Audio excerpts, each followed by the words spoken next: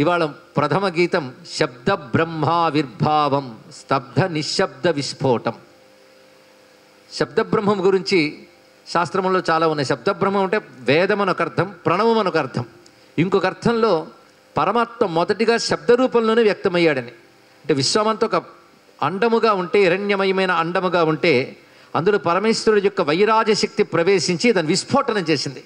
ఆ విస్ఫోటనం అంటే శబ్దంతోనే ఆవిర్భవించింది. ఇక్కడ అది అనంతమైనటువంటి బ్రహ్మాండాలుగా వెదజల్లబడి వాటి ఎందంతా ఈశ్వర చైతన్యం నిండి ఉన్నది. కానీ విశ్వమంతా శబ్దబ్రహ్మ స్వరూపమే, శబ్దబ్రహ్మము నుంచే ఉత్పన్నమైంది అని చెప్తున్నారు. అందుకే ఈ శబ్దబ్రహ్మమే ప్రణవమై, ఈ శబ్దబ్రహ్మమే అకారాదిగా క్షాంతమ్మై అఖిల వర్ణముల రూపమ్మై, అక్షరముల రూపముగా స్వరరూపముగా వచ్చినటువంటిది. అందుకే ఈ శబ్దబ్రహ్మమునకు మరొక పేరు నాదబ్రహ్మం అని కూడా ఉంటాం. ఇది రెండు రూపాలు ఉంటుంది. స్వరము అక్షరం అనే రెండు రూపములుగా శబ్దం వ్యక్తమవుతుంది. స్వరము మన సంగీతాదుల రూపంలో చూస్తూ ఉంటాం. వాటికి అక్షరములతో చెప్పినంత భావం లేకపోయినా వాటి భావం వాటుకున్నది. కేవలం అక్షరములుగా పలకగలిగేది మానవుడు మాత్రమే. శబ్దములు వివిధములైనటువంటి వాద్యాల ద్వారా కూడా, అలాగే పశుపక్షాదుల్లో కూడా శబ్దములు ఉన్నాయి. అవి స్వరరూపములుగా ఉంటూ ఉంటాయి. కానీ సంపూర్ణంగా స్వరాన్ని అక్షరాన్ని పలికేటువంటి పరికరం మానవుడి దేహం.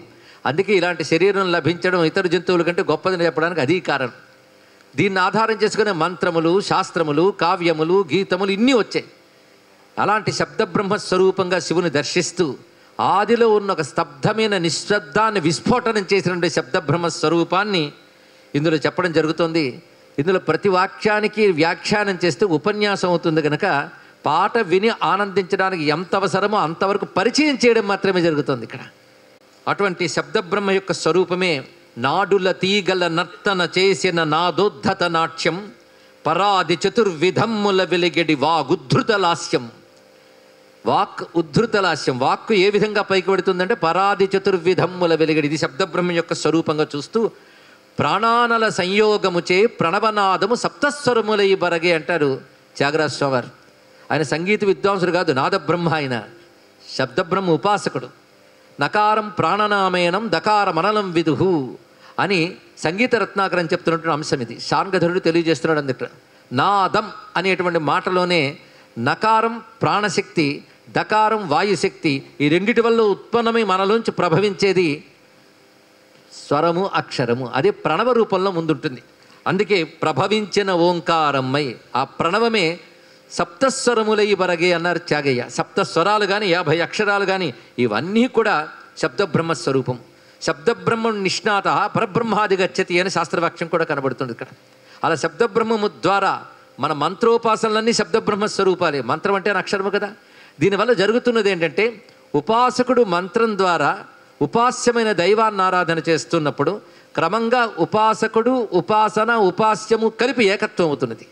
ఆ త్రిపుటి ఏకత్వాన్ని సాధింపజేసేటువంటి సాధనా మార్గము శబ్దబ్రహ్మం అవుతోంది కనుక ఉపాసనోపాసకోపాస్యమై త్రిపుటి ఏకత్వం అఖండ నిత్యానంద వైభవం మలరే దివ్యత్వం శబ్దబ్రహ్మావిర్భావం. దీన్ని ఇప్పుడు గానం చేయబోతున్నారు. ఇది గంభీర నాట, ఆది నాట అంటారు కదా. నిన్న కూడా సకలలోక గురుహో గంభీర నాటలోనే ప్రారంభమైంది. ఇది మళ్ళీ గంభీర నాటలోనే ప్రారంభమవుతున్నది. దీన్ని స్వరపరిచిన వారు విఎల్వి సుదర్శన్ గారు. దీన్ని ఒరిజినల్గా గానం చేసింది కూడా మా కౌశిక్ కళ్యాణి. ఇప్పుడు మళ్ళీ పాడబోతున్నారు.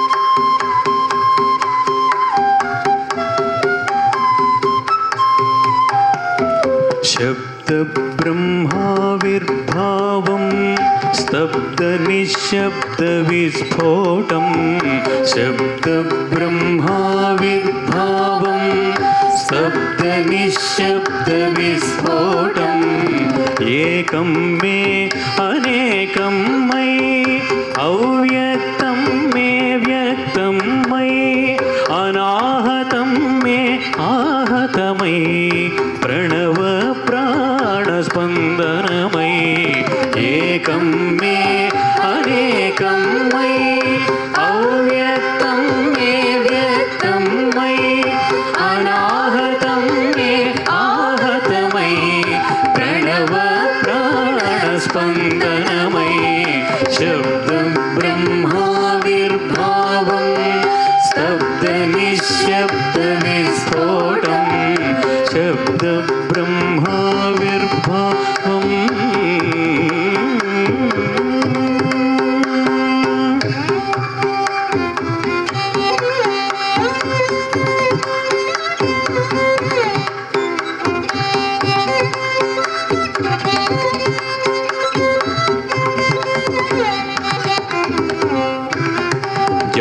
जाड्यान्धानिकि भञ्जकमयि ज्ञानोद्दीपकरञ्जकमयि जाड्यान्धानिकि भञ्जकमयि ज्ञानोद्दीपकरञ्जकमयि सुप्तस्मृति प्रबोधकमयि गुप्तमहार्थप्रचोदकमयि सुप्तस्मृति प्रबोधकमयि गुप्तमहार्थप्रचोदकमयि నాడుల తీగల నర్తన చేసిన నాదోద్ధత నాట్యం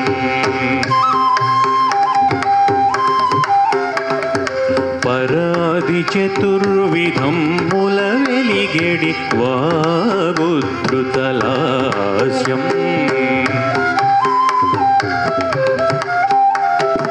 నాడుల తీగల నర్తన చేసిన నాదోద్ధత నాట్యం పరాది చతుర్విధం ముల వెలిగెడి వాగుద్ధృతలాస్యం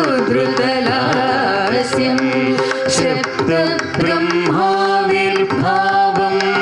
స్తబ్ద నిశ్శబ్ద విస్ఫోటం శబ్ద బ్రహ్మావిర్భావం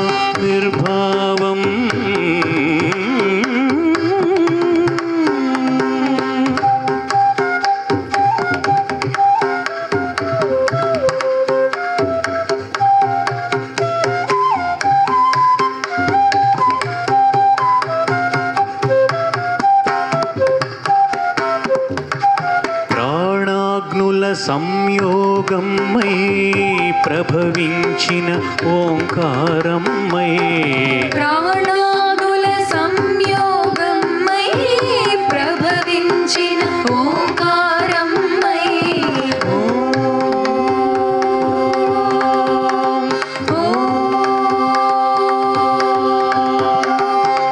ఏకీకృతమౌ ధ్యానమై ఆకృతి దాల్చిన శైవమై ఏకీకృతమో ధ్యానమై ఆకృతి దాల్చిన శైవమై చరాచరం ముల చలన చాలనం చైతన్యసుదీప్తం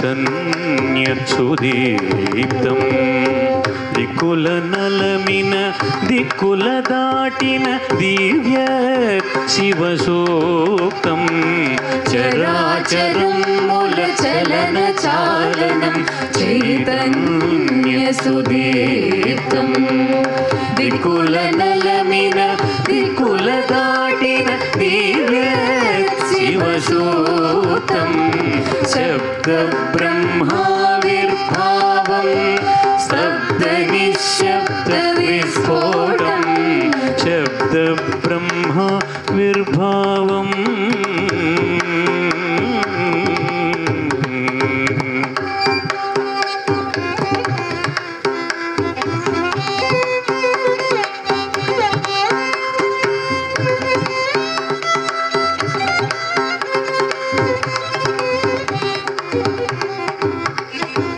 విపుల స్వర విన్యాసం మై వివిధ వాద్య నిస్వన ఘనమై విపుల స్వర విన్యాసం మై వివిధ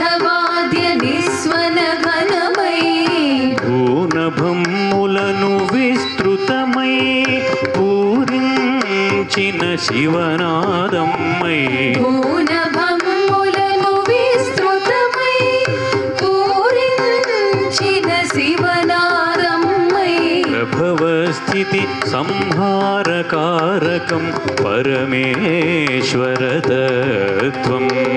జగద్భవనగత శాంభవదీపం సుందర శివ సత్యం శబ్ద బ్రహ్మావిర్భావం స్తబ్ద నిశ్శబ్ద విస్ఫోటం శబ్ద బ్రహ్మావిర్భావం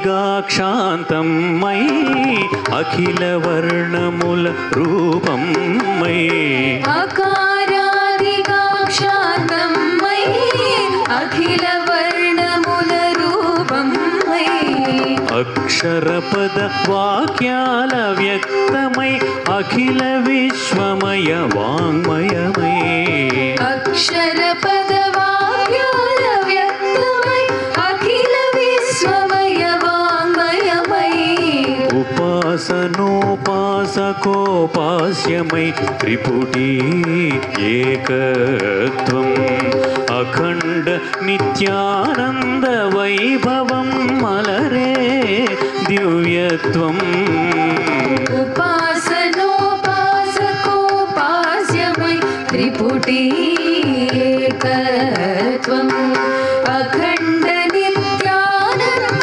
వైభవం మలరే దివ్యత్వం శబ్ద బ్రహ్మావిర్భావం శబ్ద నిశ్శబ్ద విస్ఫోటం శబ్ద బ్రహ్మావిర్భావం శబ్ద నిశ్శబ్ద విస్ఫోటం ఏకం మే అనేకం మై అవ్యక్తం మే వ్యక్తం మై అనాహతం మే ఆహతమై ప్రణవ ప్రాణస్పందనమై శబ్ద బ్రహ్మావిర్భావం శబ్ద నిశ్శబ్ద విస్ఫోటం శబ్ద బ్రహ్మావిర్భావం స్తబ్ద నిశ్శబ్ద విస్ఫోటం శబ్ద బ్రహ్మావిర్భావం